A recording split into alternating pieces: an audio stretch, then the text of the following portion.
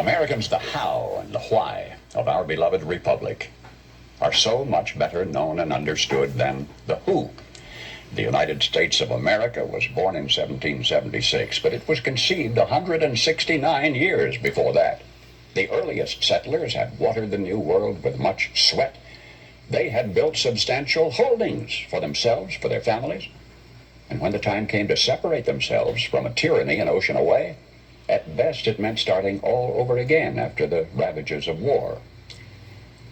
Researching what you're about to hear gave a whole new dimension to my reverence for our nation's first citizens. All others of the world's revolutions, before and since, were initiated by men who had nothing to lose. Nothing to lose. Our founders had everything to lose and nothing to gain, except one thing.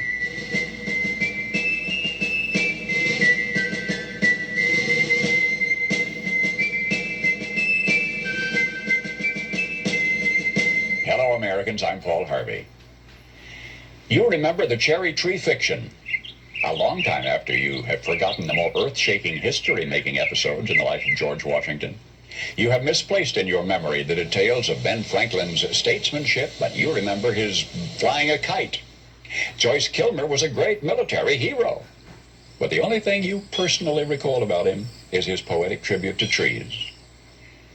Maybe of this current decade, that which will be remembered best will not be its wars and its moon rockets or its crumbling frontiers or the giants who lived and died. Maybe all that'll survive to linger in the day-by-day vocabulary of generations yet unborn may be the songs of a Memphis minstrel or the reincarnation of electric automobiles.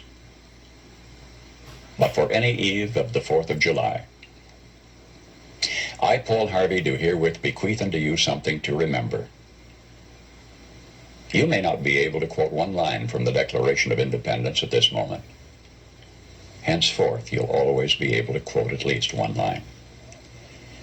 It's in the last paragraph where you will recall when I remind you. It says, "We mutually pledge to each other our lives, our fortunes, and our sacred honor." In the Pennsylvania State House that's now called Independence Hall in Philadelphia, the best men from each of the colonies sat down together.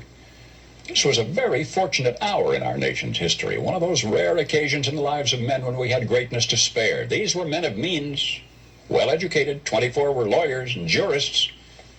9 were farmers, owners of large plantations.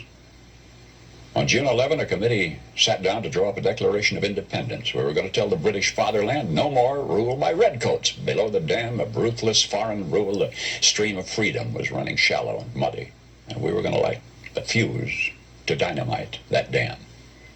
This pact, as Burke later put it, was a partnership between the living and the dead and the yet unborn.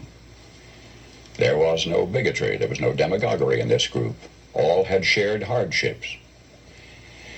Jefferson finished a draft of the document in 17 days. Congress adopted it in July, and so much is familiar history. But now, King George III had denounced all rebels in America as traitors. Punishment for treason was hanging.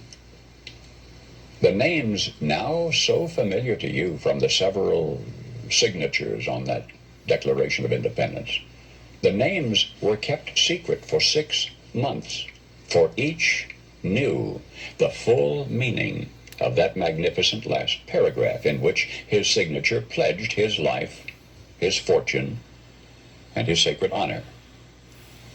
56 men placed their names beneath that pledge.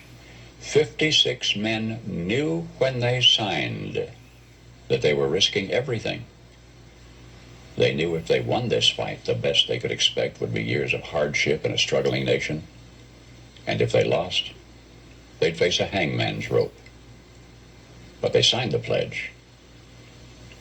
And here is the documented fate of that gallant 56. Carter Braxton of Virginia, wealthy planter, trader, saw his ships swept from the seas. To pay his debts, he lost his home and all of his properties and died in rags. Thomas Lynch, Jr., who signed that pledge, was a third-generation rice grower, aristocrat, large plantation owner. After he signed, his health failed.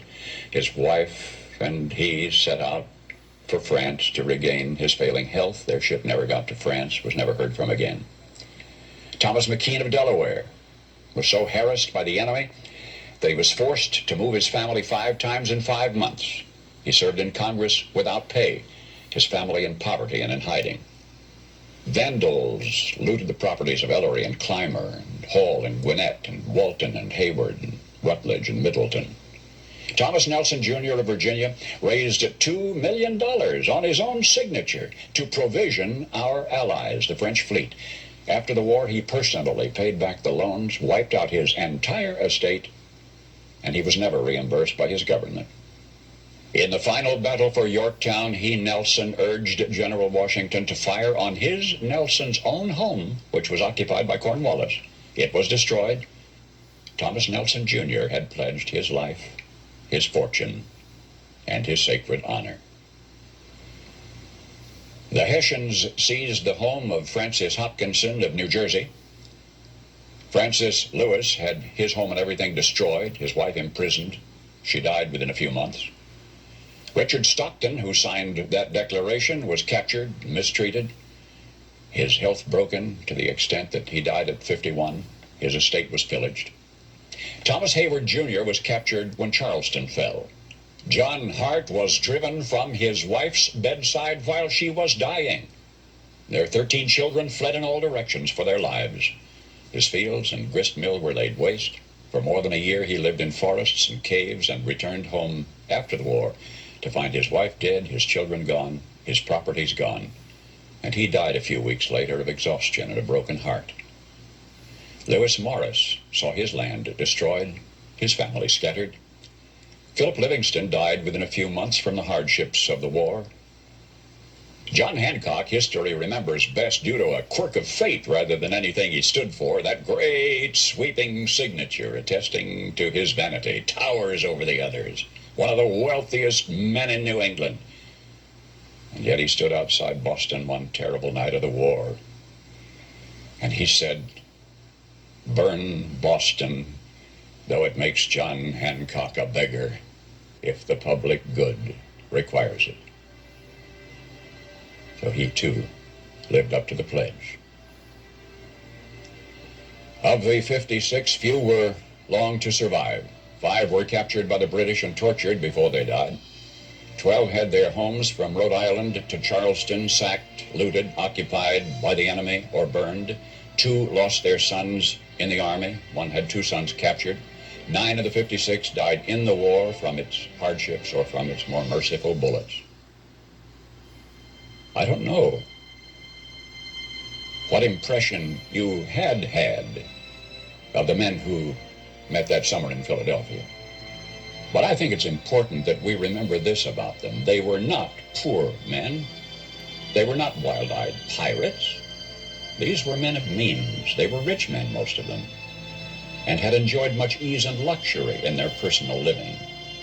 Not hungry men, certainly not terrorists, not irresponsible malcontents, not fanatical incendiaries. These men were prosperous men, wealthy landowners. They were substantially secure in their prosperity. They had everything to lose.